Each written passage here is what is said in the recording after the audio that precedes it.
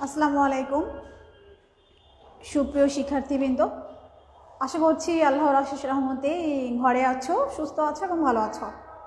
আমিও তোমাদের দোয়ায় এবং আল্লাহর অশেষ রহমতে ভালো আছি।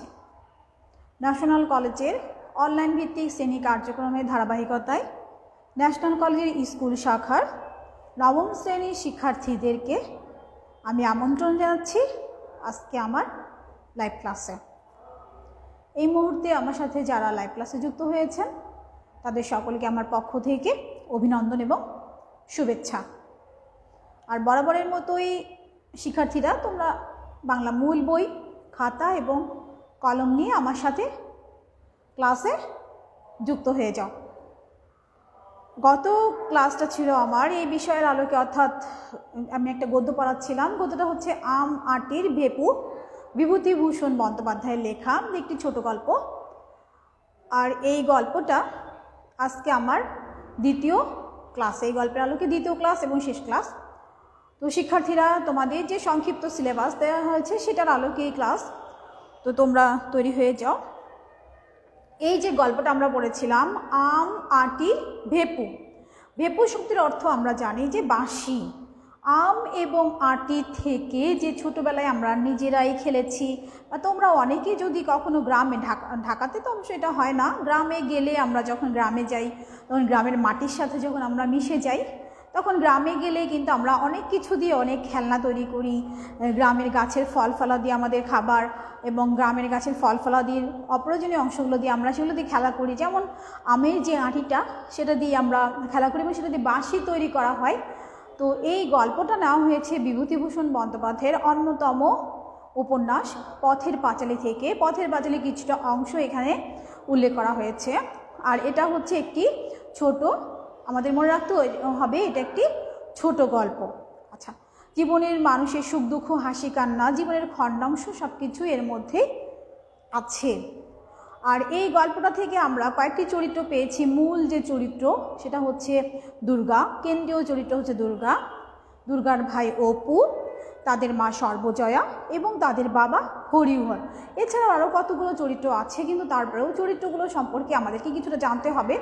এ কারণে যে চরিত্রগুলো জানতে হবে, কারণ আমাদের যে সৃজনশীলের গ অংশ, অর্থাৎ ক খ গ ঘ চারটি অংশ থাকে, সেখানে হচ্ছে জ্ঞানমূলক, অনুধাবনমূলক এবং প্রয়োগমূলক যে প্রশ্নগুলো থাকে। প্রয়োগমূলক প্রশ্নে দেখা যাচ্ছে যে উদ্দীপকে একটা চরিত্র দেওয়া থাকলো এবং উদ্দীপকের চরিত্রের সাথে বলা থাকে যে তোমার পঠিত, বা তোমার পঠিত বলা হতেই পারে যে তোমার পঠিত আম আটি ভেপু গল্পের দুর্গা চরিত্রের সাথে উদ্দীপকের চরিত্র, বা উদ্দীপকের যে কোনো একটা নাম দিয়ে উদ্দীপকের চরিত্রের সাথে তোমার পঠিত গল্পের কোন চরিত্রের মিল আছে বা অমিল আছে, অর্থাৎ সাদৃশ্য এবং বৈসাদৃশ্য আছে, এই কথাগুলো বলা হয়ে থাকে। তো যখন আমরা চরিত্রগুলো সম্পর্কে জানবো, তখনই আমরা অবশ্যই উত্তরগুলো করতে পারবো। যখন আমরা চরিত্রগুলো সম্পর্কে জানবো না বা চরিত্রগুলো সম্পর্কে আমাদের কোনো ধারণা থাকবে না, তখন শিক্ষার্থীরা আমরা কিন্তু পরীক্ষার খাতায় যথাযথ প্রশ্নের উত্তর দিতে পারবো না, এবং তখন নাম্বার কমে আসবে, এবং নাম্বার কমে আসলে আমাদের কিন্তু অবশ্যই স্বাভাবিকভাবে মন খারাপও হবে। সুতরাং আমাদের পড়তে হবে, পড়লে আমরা জানবো। সুতরাং দেখো যে কি আছে, যে দুর্গার বয়স কত? এখানে দেখা যাচ্ছে দুর্গার বয়স হচ্ছে 10 থেকে 11 বছর। আর সে হচ্ছে এই আম আটি ভেপু গল্পের কেন্দ্রীয় চরিত্র, অর্থাৎ মূল প্রধান চরিত্র। গ্রামের এক দুরন্ত কিশোরী, গ্রামের প্রকৃতির সাথে তার রয়েছে ঘনিষ্ঠ সম্পর্ক। সে হচ্ছে দুর্গার বয়স 10-11 বছরের, সে গ্রামের এক দুরন্ত কিশোরী। গ্রামের যে প্রকৃতি, সেই প্রকৃতির সাথে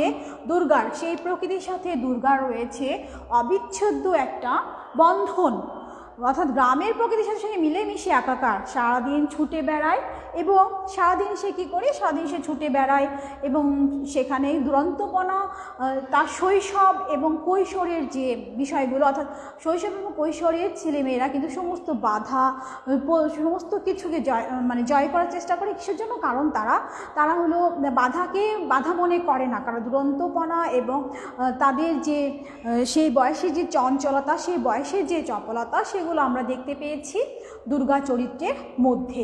এমনকি দুর্গা তার ভাই যে অপু, ভাইয়ের প্রতিও ছিল হচ্ছে স্নেহপরায়ণ। ভাইয়ের প্রতি ছিল দুর্গা স্নেহপরায়ণ। অপু দেখি যে অপু কি হরিহর অর্থাৎ হরিহরের পুত্র অর্থাৎ হচ্ছে দুর্গার ভাই। দুর্গার ভাই কিছুটা আত্মভোলা, ভীরু প্রকৃতির এবং আপন মনে সে খেলতে ভালোবাসে। হরিহর অপু ও দুর্গার বাবা গ্রামের অন্নধারায় নামে সম্ভ্রান্ত এক ব্যক্তির বাড়িতে গোমস্তার কাজ করেন। সর্বজয়া অপু দুর্গার মা, সন্তানের প্রতি রয়েছে তার প্রবল মমতা। সর্বজয়া আদর্শ পল্লী মায়ের প্রকৃতি। তিনি দারিদ্রতার মধ্যে জীবনযাপন করলেও কিন্তু তিনি তার সন্তানদেরকে সে অভাবটা বুঝতে দেননি। মাঝে মাঝে তিনি এই অভাব থেকে বেরিয়ে আসতেও চেয়েছেন।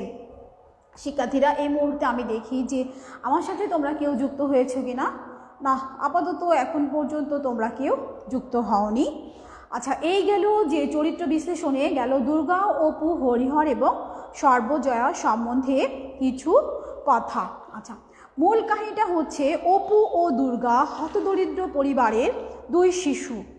অপু এবং দুর্গা হতদরিদ্র পরিবারের দুই শিশু। তাদের বাবা পৌরোহিত্য করে জীবিকা অর্জন করেন এবং এই নিয়েই তাদের সংসার। তাদের সংসারে অভাব রয়েছে, অনটন রয়েছে এবং দারিদ্রতাও রয়েছে। গ্রামের ফল ফলাদি কুড়িয়ে বা গ্রামের ফল ফলাদি নিয়েই, গ্রামের ফল ফলাদি খেয়েই তারা জীবনযাপন করেন। অপুকে দুর্গা তাকে স্নেহ করে, প্রচুর ভালোবাসে। নিজে যা খায় সেটা তার ভাইকেও না দিয়ে খায় না। আচ্ছা শিক্ষার্থীরা, এখানে দেখতে পেয়েছি যে ভাই বোনের মধ্যে মধুর সম্পর্ক রয়েছে। সংসারের দারিদ্র্যের কষ্ট তাদের জীবনে প্রধান বিষয় হয়ে ওঠেনি। অধিকন্তু গ্রামীণ ফল ফলাদি আহারের যে আনন্দ, বিচিত্র বিষয় নিয়ে তাদের বিস্ময় ও কৌতূহল গল্পটিতে শাশ্বত মানুষের চিরায়ত শৈশবকেই স্মরণ করিয়ে দিয়েছে। এই গল্পে সর্বজয়া অবশ্যই পল্লী মায়ের শাশ্বত, এ গল্পে সর্বজয়া পল্লী মায়ের শাশ্বত রূপ। আচ্ছা, আম আটির ভেপু রচনাটিতে আমরা দেখি অপু ও দুর্গা, এই যে রচনা অর্থাৎ এই যে ছোট গল্পটা, এই ছোট গল্পটার মধ্যে আমরা দেখতে পেয়েছি অপু এবং দুর্গা প্রকৃতির অবিচ্ছেদ্য অংশ। অপু ও দুর্গা হচ্ছে প্রকৃতির অবিচ্ছেদ্য অংশ। অপু দুর্গা হচ্ছে প্রকৃতির, অপু এবং দুর্গা হচ্ছে প্রকৃতির অবিচ্ছেদ্য অংশ। প্রকৃতির মাঝেই তাদের সার্বক্ষণিক বিচরণ। প্রকৃতির অবিচ্ছেদ্য অংশ, প্রকৃতির মাঝেই তাদের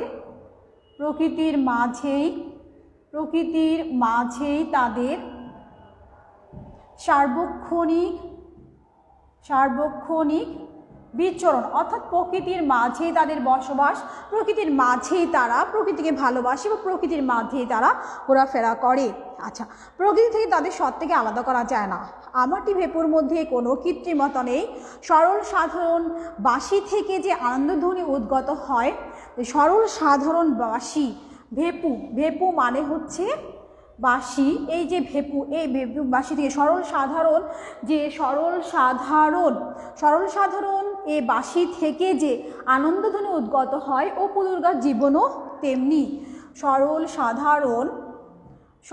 সাধারণ যে বাঁশি থেকে আনন্দধ্বনি উদ্গত হয়, সরল সাধারণ বাঁশি থেকে যে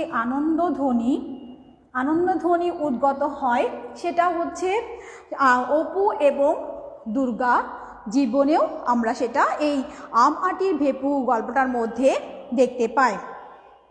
আচ্ছা, হতদরিদ্র জীবনকে পেছনে ফেলে সচ্ছলতার স্বপ্ন দেখে গল্পের হরিহর এবং সর্বজয়া। হতদরিদ্র যাদের জীবন, যে সে জীবনকে পেছনে ফেলে সচ্ছলতার স্বপ্ন দেখে গল্পের হরিহর ও সর্বজয়া। তবে এক্ষেত্রে দুজনের মাঝে আত্মসম্মান বজায় রাখার প্রয়াসও দেখা যায়। আচ্ছা শিক্ষার্থীরা, এই গল্পটা থেকে তোমাদেরকে কয়েকটি প্রশ্ন দেব, দেখি তোমরা সেই প্রশ্নগুলা উত্তর করতে পারো কি না। প্রশ্নগুলোর উত্তর আশা করি তোমরা কমেন্টস বক্সে লিখবে যে তোমরা দেখি উত্তর করতে পারো কি না।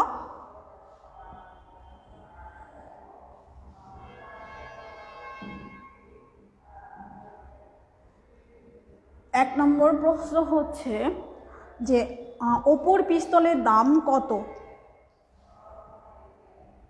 অপুর পিস্তলের দাম কত? আচ্ছা, 2 নম্বর প্রশ্ন হচ্ছে দুর্গার বয়স কত? 2 নম্বর প্রশ্ন হচ্ছে দুর্গার বয়স কত? আচ্ছা, 3 নম্বর হচ্ছে আম আঁটির ভেপু গল্পটির উৎস কি? আম আঁটির ভেপু, আম আঁটির ভেপু গল্পটির উৎস কি? 4 নম্বর প্রশ্ন হচ্ছে শিক্ষার্থীরা, 4 নম্বর প্রশ্নের মধ্যে যেটা আসে যে অপুর দিদির নাম কি? অপুর দিদির নাম কি? 5 এবং সর্বশেষ প্রশ্ন হচ্ছে আজকাল লক্ষ্মী কোথায় বাধা পড়েছে? 5 নম্বর একটি প্রশ্ন তোমাদের বই থেকেই দিয়েছি। আজকাল লক্ষ্মী কোথায় বাধা পড়েছে? দেখি শিক্ষার্থীরা তোমরা উত্তর করতে পারো কি না। তো তোমরা যদি না পারো উত্তর আমি, তোমরা না পারলে উত্তর আমি লিখে দিব। আচ্ছা, অপুর পিস্তলের দাম হচ্ছে 2 পয়সা। অপুর পিস্তলের দাম হচ্ছে 2 পয়সা। অপুর পিস্তলের দাম হচ্ছে 2 পয়সা। দুর্গার বয়স হচ্ছে 10 থেকে 11 বছর, অর্থাৎ 10-11 মাঝামাঝি, 10-11। আচ্ছা, আম আঁটির ভেপু গল্পটির উৎস হচ্ছে বিভূতিভূষণ বন্দ্যোপাধ্যায় রচিত অন্যতম উপন্যাস পথের পাঁচালী। পথের পাঁচালী। অপুর দিদির নাম কি? অপুর দিদির নাম হচ্ছে দুর্গা। অপুর দিদির নাম হচ্ছে দুর্গা। আর আজকাল লক্ষ্মী কোথায় বাধা পড়েছে? লক্ষ্মী বাধা পড়েছে চাষাদের ঘরে। লক্ষ্মী বাধা পড়েছে চাষাদের ঘরে। আচ্ছা শিক্ষার্থীরা, এরপরে আরও কিছু তোমাদের তথ্য দিব আম আঁটির ভেপু গল্প থেকে। যেমন হতে পারে যে অপুর ডালা ভাঙা টিনের বাক্সে কি রয়েছে? অপুর যে একটা বাক্স ছিল, ডালা ভাঙা টিনের বাক্স,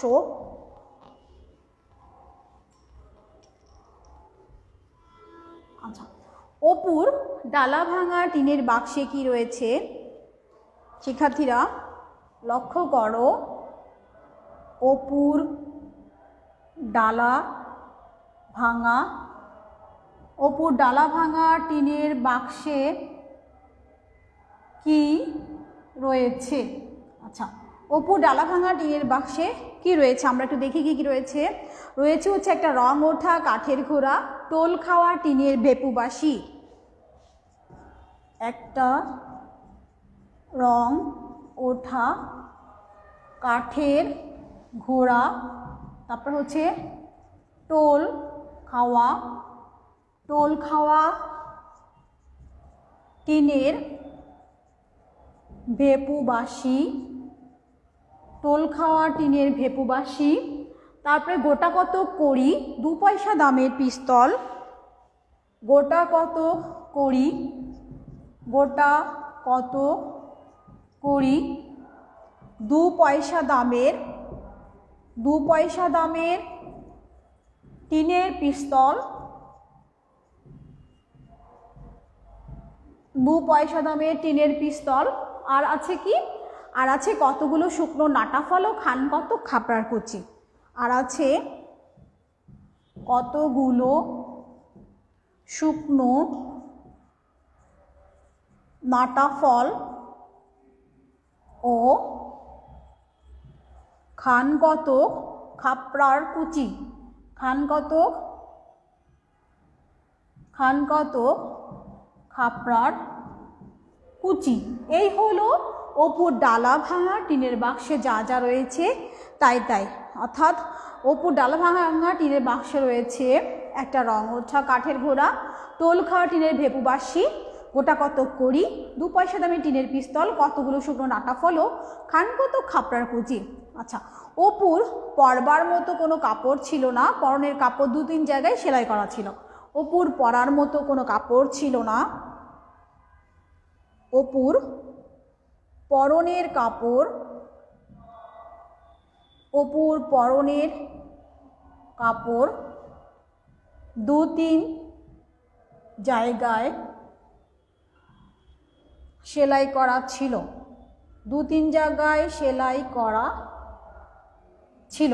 আচ্ছা শিক্ষার্থীরা, অপুর পরনের কাপড় ছিল 2-3 জায়গায় সেলাই করা।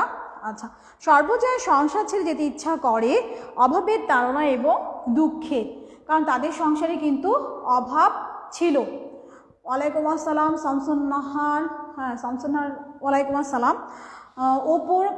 অপুর পরনের কাপড় 2-3 জায়গায় সেলাই করা ছিল, তার পরার মতো তেমন কাপড় ছিল না। আচ্ছা, সর্বজয়া সংসার ছেড়ে যেতে ইচ্ছা করে অভাবের তাড়না এবং দুঃখে। সর্বজয়াকে, সর্বজয়া হচ্ছে অপু এবং দুর্গার মা। এই যে আমাটির ভেপু গল্পে একজন শাশ্বত পল্লী মায়ের প্রতিচ্ছবি। সর্বজয়ার সংসার ছেড়ে যেতে ইচ্ছে করে অভাবের তাড়নায় দুঃখে। হরিহর কাজ করে কোথায়? হরিহর কাজ করে অন্নদা রায়ের বাড়িতে, বেতন 8 টাকা। হরিহর যিনি কাজ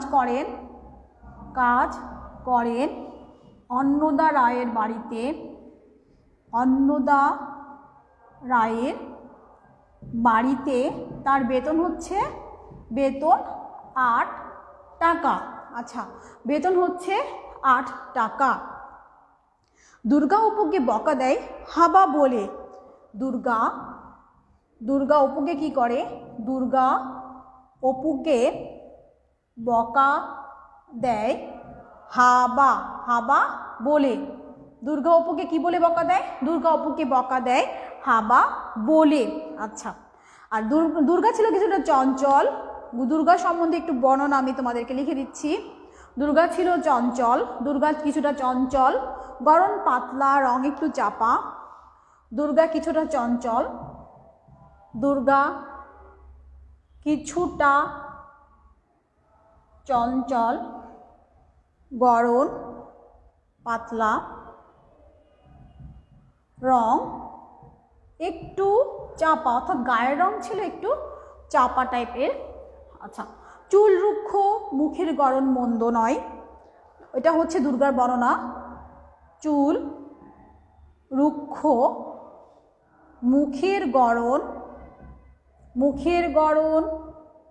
মন্দ নয়। চুল রুক্ষ, মুখের গড়ন মন্দ নয়। চোখগুলো ডাগর। চোখগুলো কেমন? চোখগুলো ডাগর, চোখগুলো হচ্ছে ডাগর। এই হচ্ছে দুর্গার বর্ণনা। দুর্গা হচ্ছে অপুকে বকা দেয় হাবা বলে। দুর্গা কিছুটা চঞ্চল, গড়ন পাতলা, রং একটু চাপা, চুল রুক্ষ, মুখের গড়ন মন্দ নয়, চোখগুলো হচ্ছে ডাগর।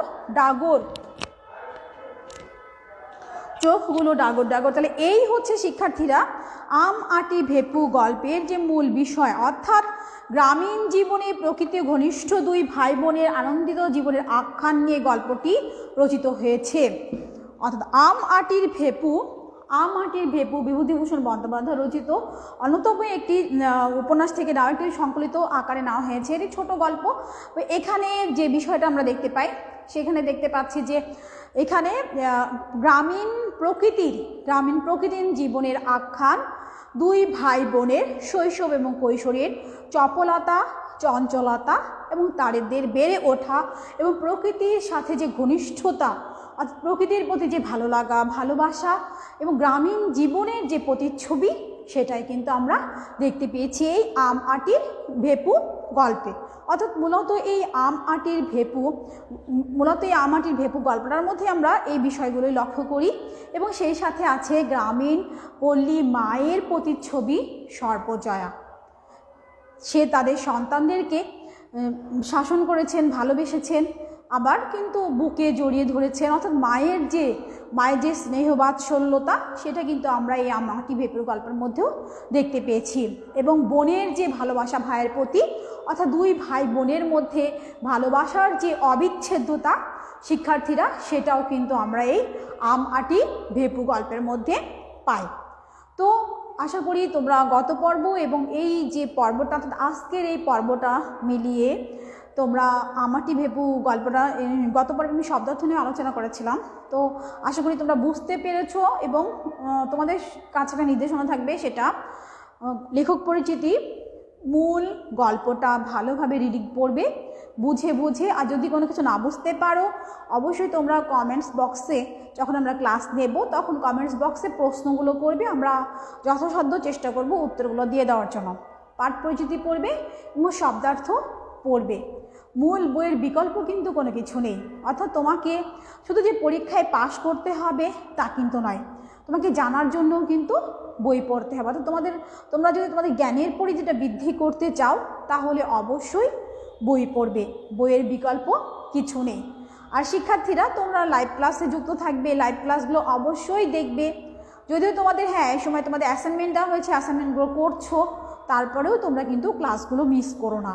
তোমরা ক্লাসগুলো যদি সাথে সাথে না দেখতে পারো, পরে রেকর্ডিং ক্লাসগুলো, যে ক্লাসগুলো রেকর্ডেড থাকে সেগুলো তোমরা আশা করি দেখে নেবে। তো তোমাদের সাথে এই যে আম আটির ভেপু গল্প নিয়ে এই ছিল আমার আজকে দ্বিতীয় ক্লাস। তো মোটামুটি যা আলোচনা করেছি তা থেকে তোমরা কিছুটা হলেও বুঝতে পারবে মূল যে গল্পটা আম আটির ভেপু, এখানে হচ্ছে গ্রামীণ জীবনের, গ্রামীণ মানুষের এবং গ্রামীণ প্রকৃতির যে অবিচ্ছেদ্যতা, ভাই বোনের মধ্যে যে মিলন, ভাই বোনের মধ্যে যে ভালোবাসা, যে স্নেহপরায়ণতা এবং মায়ের যে ভালোবাসা, এই সব কিছুই আমরা কিন্তু এই গল্পটার মধ্যে দেখতে পেয়েছি। তো শিক্ষার্থীরা, তোমাদের সাথে আজকে আমার এই ক্লাস এই পর্যন্তই। ভালো থাকো, সুস্থ থাকো এবং আগামী ক্লাসে ইনশাআল্লাহ আবার দেখা হবে। আল্লাহ হাফেজ।